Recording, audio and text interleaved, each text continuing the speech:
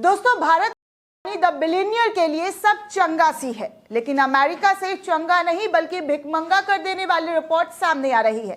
अब देखिए ना, अडानी के शेयर्स बाजारों में ठंडे पड़ रहे हैं, ठंडे बस्ते में जा रहे हैं, कोई खरीदने को तैयार ही नहीं है। इसी बीच अमेरिका की S&P डाउ जोन्स इंडिसेस ने अडानी एंटरप्राइजेस को 7 फरवरी से डाउ सस्टेनेबिलिटी इंडस्ट्रीज से बाहर करने का फैसला कर लिया है। जी हां दोस्तों, अडानी समूह की 3 कंपनियों को नेशनल स्टॉक एक्सचेंज द्वारा कुछ वक्त के लिए निगरानी के लिस्ट में डालने के बाद अब उसे अमेरिकी शेयर बाजारों से भी तगड़ा झटका हासिल हुआ है। अमेरिका की S&P डाउ जोन्स इंडस्ट्रीज ने गुरुवार को बताया कि अडानी एंटरप्राइजेस को 7 फरवरी के लिए इस पूरे इंडस्ट्रीज से बाहर करने का फैसला ले लिया है। इसने अपनी वेबसाइट पर खबर छापते हुए एक बयान में बताया है कि शेयरों में हेरफेर और खातों में धोखाधड़ी करने के आरोपों के बाद अडानी एंटरप्राइजेस को डाउ जोन्स सस्टेनेबिलिटी इंडस्ट्रीज से बाहर कर दिया जाएगा। इसमें यह भी बताया गया है कि यह फैसला 7 फरवरी से लागू किया जाएगा। इस खबर के बाद टीएमसी सांसद महुआ मोइत्रा ने सोशल मीडिया पर इस स्क्रीनशॉट को शेयर करते हुए लिखा है कि नेशनल स्टॉक एक्सचेंज से सवाल पूछा, जब अंतर्राष्ट्रीय सूचकांक अडानी स्टॉक की सदस्यता का पुनः मूल्यांकन कर रहा है तो वो क्यों नहीं कर रहा है। निवेशकों को गाइड करने के इरादे से 2012 में यह सूचकांक लॉन्च हुआ था। S&P global, Chicago mercantile exchange group और न्यूज कॉर्पोरेशन ने मिलकर इसे लॉन्च किया था। डाउ जोन्स ने वर्ल्ड इंडेक्स में दुनिया की सबसे स्टेबल कंपनियों को शामिल किया जाता है दोस्तों, और इसी स्टेबल कंपनी में अडानी को जी हां बाहर का रास्ता दिखा दिया गया है, यानी कि अडानी ग्रुप्स को बाहर का रास्ता दिखाया गया है। कॉर्पोरेट स्टेबिलिटी असेसमेंट के जरिए S&P ग्लोबल इस तरीके की कंपनियों का चुनाव करती है। इसके लिए एक लंबी अवधि के कई मानदंडों के आधार पर सबसे बड़ी 2500 कंपनियों में टॉप 10% को चुनती है, जिसमें अडानी के कंपनी भी शुमार थे।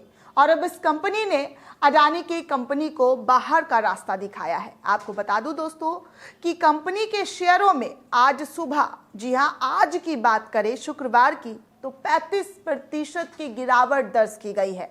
हालांकि दोपहर 12:30 बजे शेयर की रिकवरी में थोड़ा सा जो है कुछ अच्छा देखने को मिला, थोड़ी सी रिकवरी हुई। इसमें अब सिर्फ 11% की गिरावट बची है। एक शेयर की कीमत 1400 रुपए के करीब पहुंच गई है।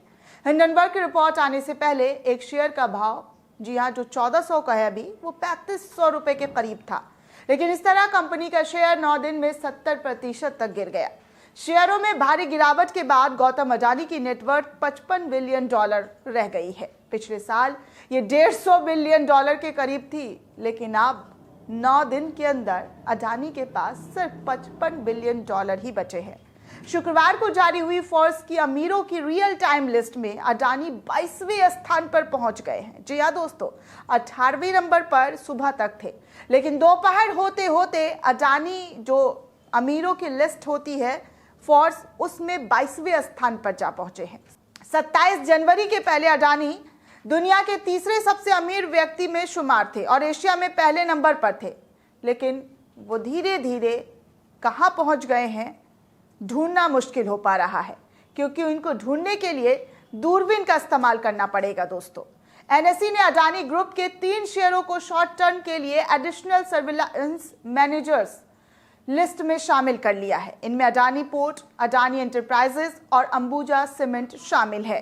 ASM निगरानी का एक तरीका है जिसके जरिए मार्केट के रेगुलेट सेबी और मार्केट एक्सचेंज BSE, NSE इस पर नजर रखते हैं। इसका लक्ष्य निवेशकों के हित की रक्षा करना होता है। किसी शेयर में उतार चढ़ाव होने पर उसे NSE में डाला जाता है।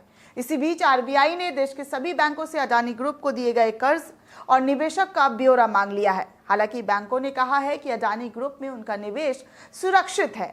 इसके पहले स्विट्जरलैंड की कंपनी क्रेडिट स्विस ने मार्जिन कर्ज देने के लिए समूह के बॉन्ड को गारंटी के रूप में स्वीकारना बंद कर दिया था। यानी कि अडानी समूह का जो गारंटी बॉन्ड था उसको उन्होंने स्वीकारना बंद कर दिया था और उन्होंने साफ मना कर दिया था कि हम इस पर आपको लोन नहीं दे सकते हैं।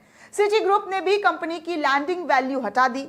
अब जी हां, अब इस पूरे मामले में किस तरीके से बीजेपी की तरफ से जो है चुप्पी वो खुली है, वो भी देखना दिलचस्प है दोस्तों। जिस तरीके से बीजेपी के मंत्री का बयान सामने आ रहा है, उस बयान को सुनकर सर पकड़ने जैसा लग रहा है, क्योंकि जिस तरीके से संसदीय कार्य मंत्री प्रहलाद जोशी ने यह बयान देकर संसद कैंपस में पत्रकारों के सामने बातचीत के दौरान जो कहा, उससे और भी ज्यादा खिल्ली उड़ रही है। क्योंकि बीजेपी की तरफ से जो बयान दिया गया है वो सोचने पर मजबूर करता है। जहां एक तरफ प्रधानमंत्री मोदी और अडानी की नजदीकियां जग जाहिर है, लेकिन संसदीय मंत्री जो है प्रहलाद जोशी वो कहते हैं कि सरकार का इस मामले से कोई लेना ही देना नहीं है और दूसरे मुद्दे से पीछा छुड़ाने के लिए विपक्ष से उठा रहा है। यानी कि जो दूसरे मुद्दे हैं उससे पीछा छुड़ाने के लिए अडानी को बीच में ला दिया गया है। सच तो यह है कि विपक्ष के पास कोई मुद्दा ही नहीं है, ऐसा प्रहलाद जोशी साहब कहते हैं। संसदीय कार्य मंत्री के शब्द है दोस्तों। जी हाँ, ये सारे शब्द उन्हीं के हैं कि विपक्ष के पास कोई मुद्दा नहीं है, इसलिए वो अडानी का मुद्दा लेकर सरकार को घेरने की कोशिश कर रही है, जिससे उसका कोई लेना देना नहीं है। सरकार का अडानी से कोई लेना देना नहीं, कोई नाता वाता नहीं है। विपक्ष सदन को बाधित कर रहा है क्योंकि उसके पास कोई और मुद्दा ही नहीं है। अब ऐसे में दोस्तों आपको याद दिला दे कि 5-5 एयरपोर्ट, जी हाँ 5-5 एयरपोर्ट जो है अडानी को जब कोई लेना देना नहीं है तो फिर कैसे लीज पर दे दिया गया, फिर कैसे अडानी के हवाले सौंप दिया गया। और अभी 25 एयरपोर्ट का घोषणा भी कर दिया गया। सोशल मीडिया पर लोग ये कह रहे हैं कि दिया किसको जाएगा, मित्र को। लेकिन फिर भी जो प्रहलाद जोशी मंत्री है, संसदीय कार्य मंत्री, वो इस पर सीधे तौर पर बीजेपी का और बीजेपी पार्टी का जो है पलड़ा झाड़ते हुए नजर आ रहे हैं और कह रहे हैं कि इससे कोई लेना देना नहीं। एक तरफ देश ही नहीं बल्कि दुनिया में अडानी की के जो नाम है उसकी जग हसाई हो रही है। अडानी को लेकर जिस तरीके के खबरें सामने आ रहे हैं, शेयर मार्केट्स में उनके शेयर्स कैसे धड़ाम हो रहे हैं, इस सब को नजरअंदाज करके बीजेपी एक नया खिचड़ी पका रही है, नया तरीके का स्टेटमेंट दे रही है, जिसे सुनकर ऐसा लग रहा है कि जैसे सब कुछ स्थिर है, कुछ हुआ ही नहीं है। तो ये सब कुछ हमारे देश में चल रहा है दोस्तों कि हर एक चीज को छुपाने की पूरी कोशिश की जा रही है।